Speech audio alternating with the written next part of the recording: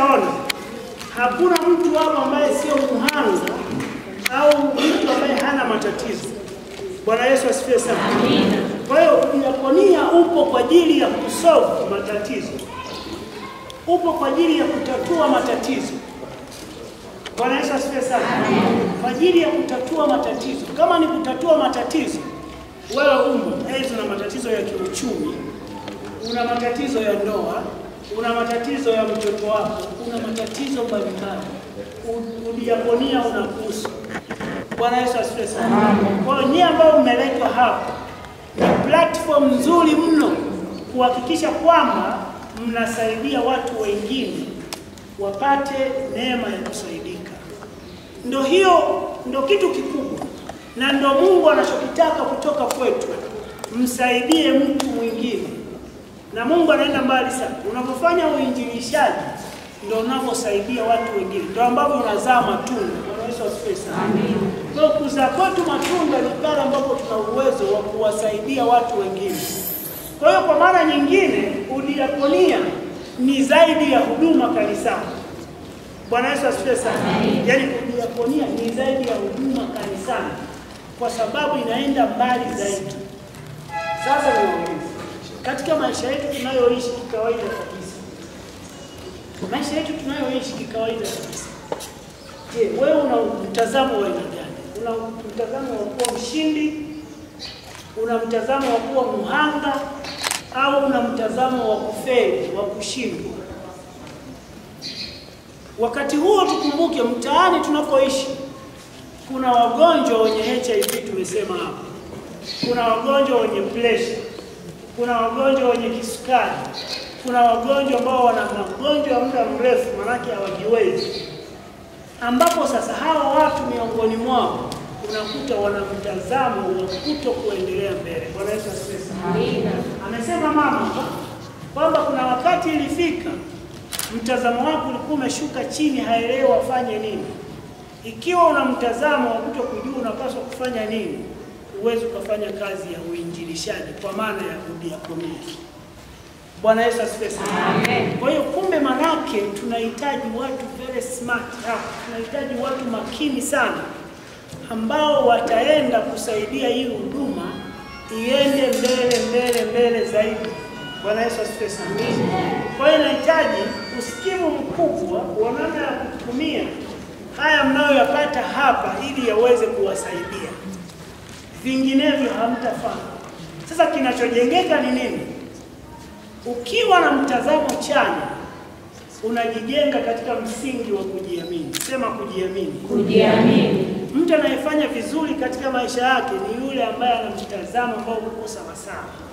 Kwa hiyo ukiwa na mtazamo wa kujiamini, hichi tunachokisema hapa kitafika katika makanisa yetu yote. Na kwa waumini wako wanaokutarajia huko kitafika. Lakini ikiwa huwezi kujiamini. Sasa mwenyekiti hapo amesema kama wewe mwenyewe huwezi kujiamini katika msingi wa uchumi, wewe mwenyewe huwezi kujiamini katika msingi wa imani yako, huwezi kujiamini katika msingi wa maisha yako, hakuna utakachokifanya. Wewe utakuwa ni muhitaji. Muhitaji ni kama mwizi. Bwana Yesu asifiwe sana. Amina. Muhitaji ni kama nani? Mwizi. Yaani muhitaji kila anachokiona anatamani kiwe chake. Ni kweli kabisa. Ukienda kugawa, huyu mgawaji ndo anaficha. Huyu hana sifa hata moja.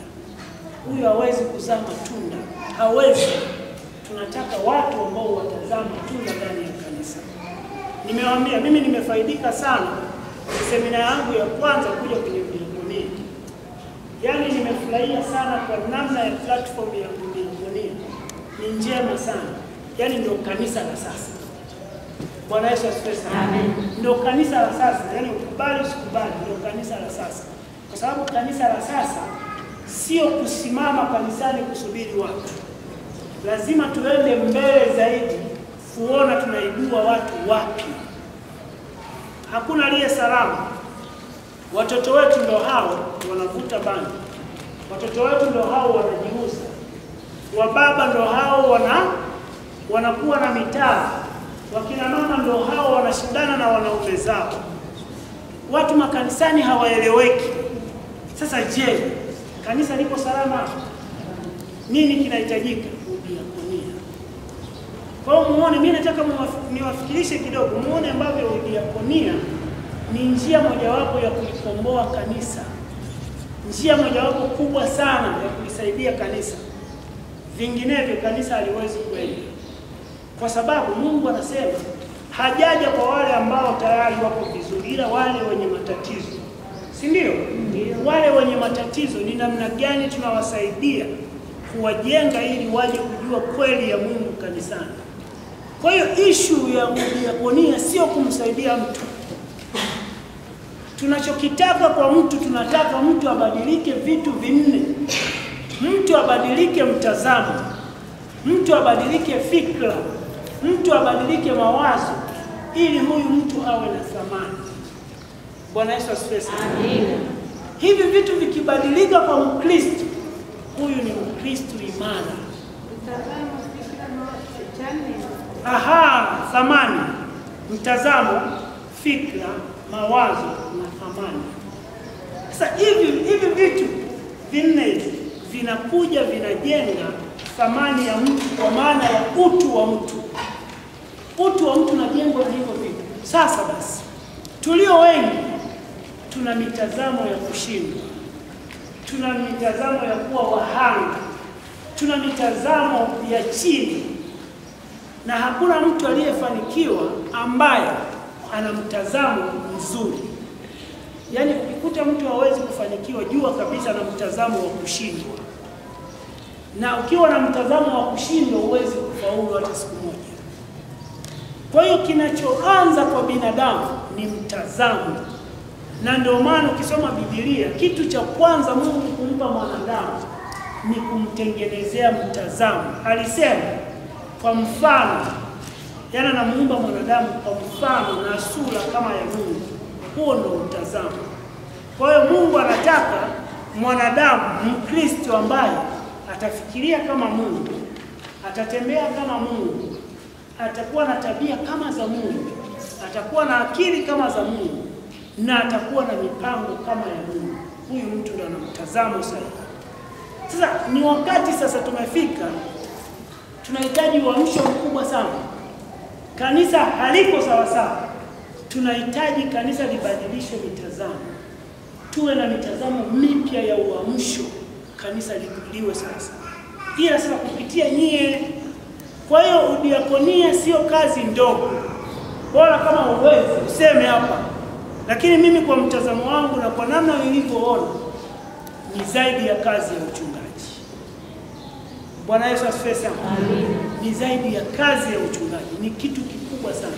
Yaani uwafikie wale watu ambao wana kiu. Mama amesema kuna watu wana kiu, neno la Mungu hawajawahi kulisikia.